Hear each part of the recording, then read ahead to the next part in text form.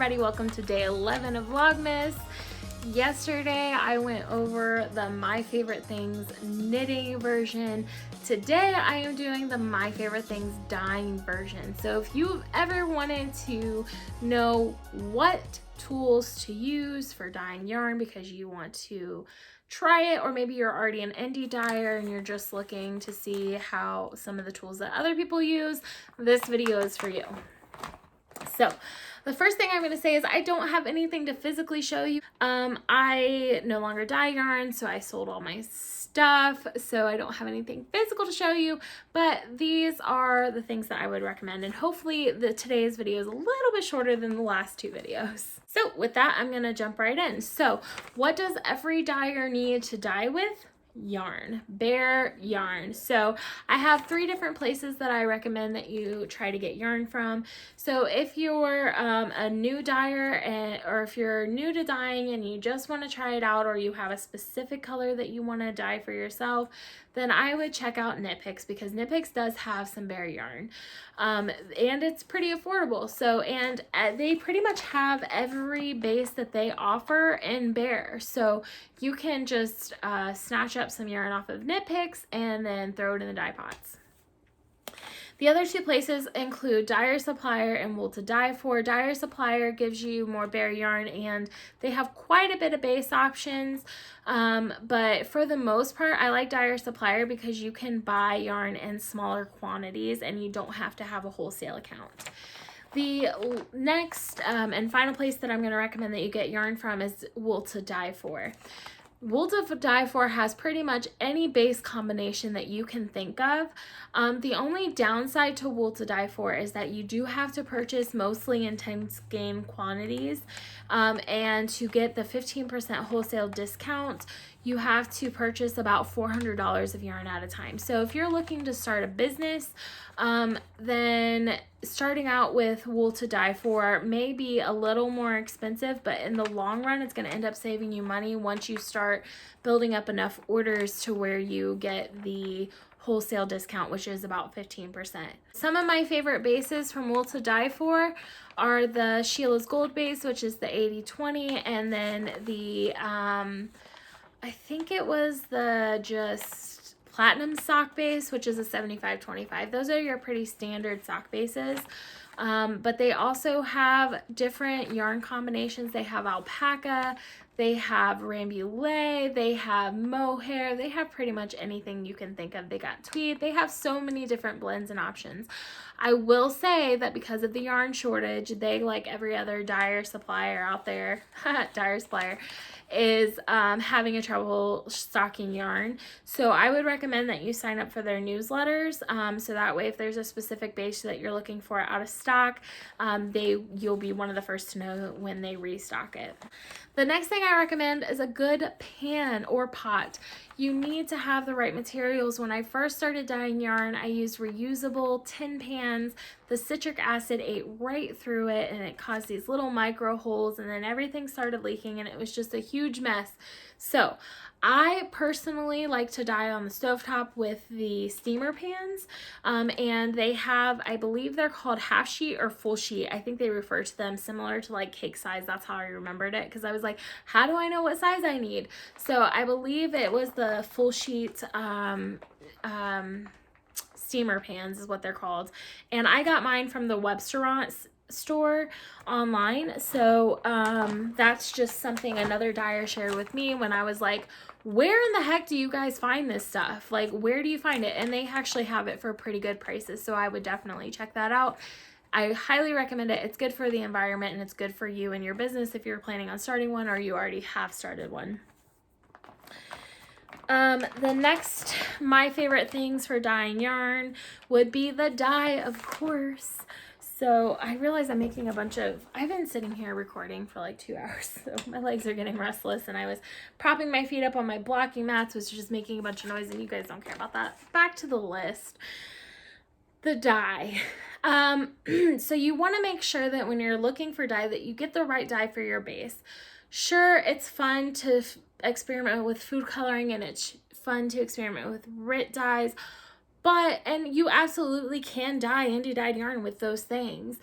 But what I would say is that if you're looking for something that's a little higher end quality, but you just want to make sure you're getting the right dye for the right base, because there are different dyes, different chemical makeups for different types of bases. So if you have a wool base, you'll need one type of dye. If you have an acrylic base, you'll need a completely different. I can tell you from experience, wool dye does not stick very well to silk yarn, and it will just completely wash out. So just make sure that depending on what your base is, you have the right dye that you're using.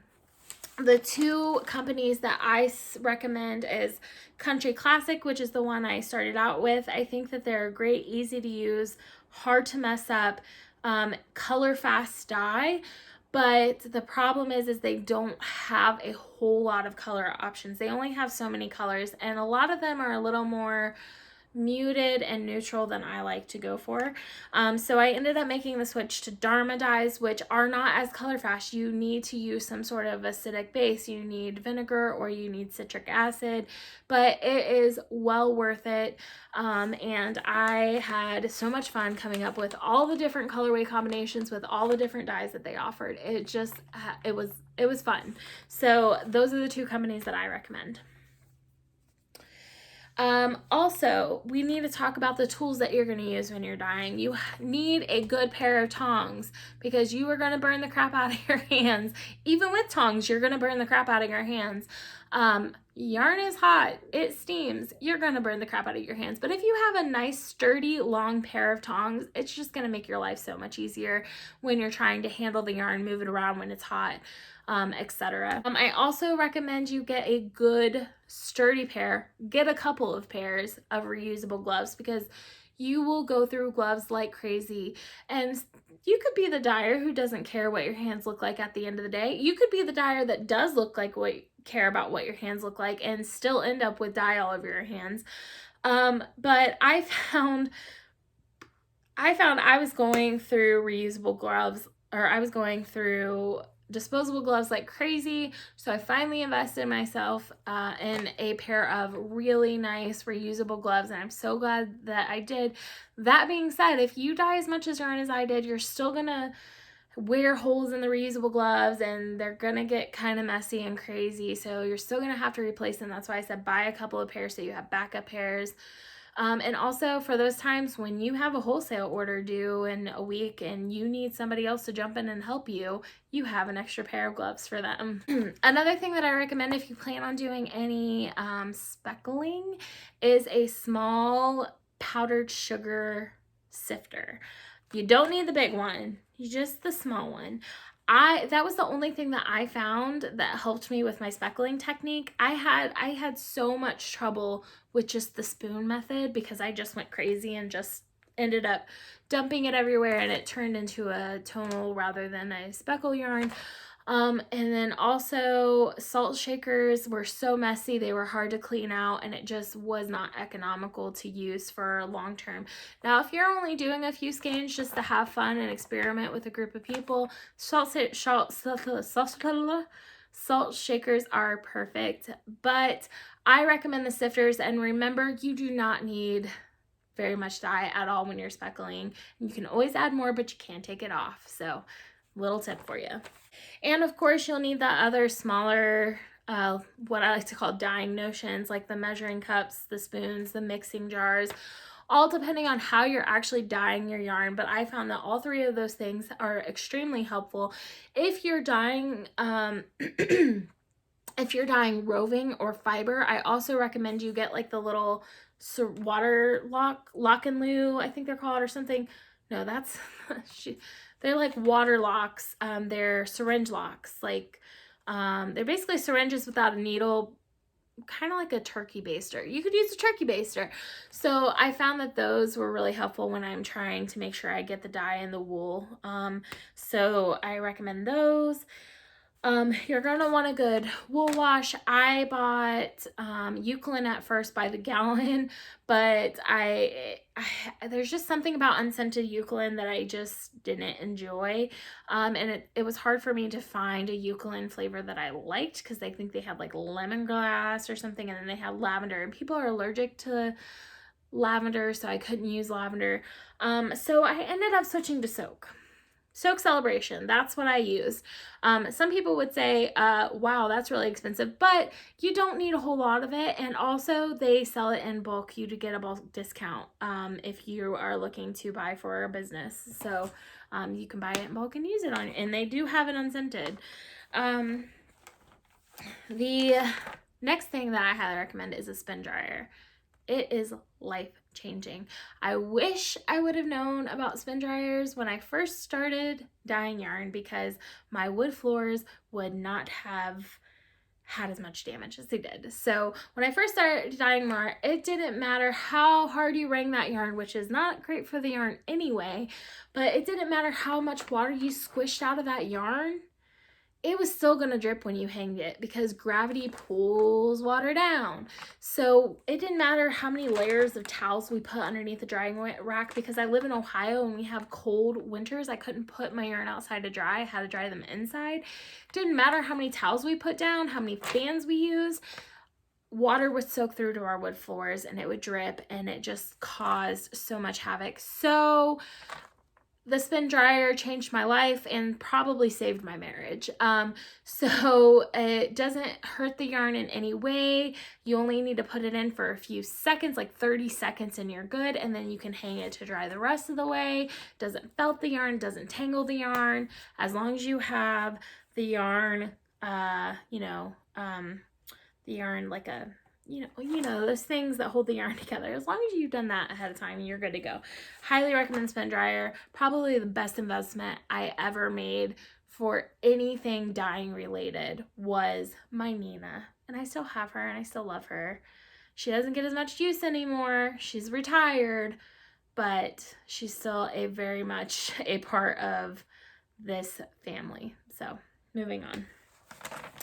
My favorite things recommendation is a good drying rack.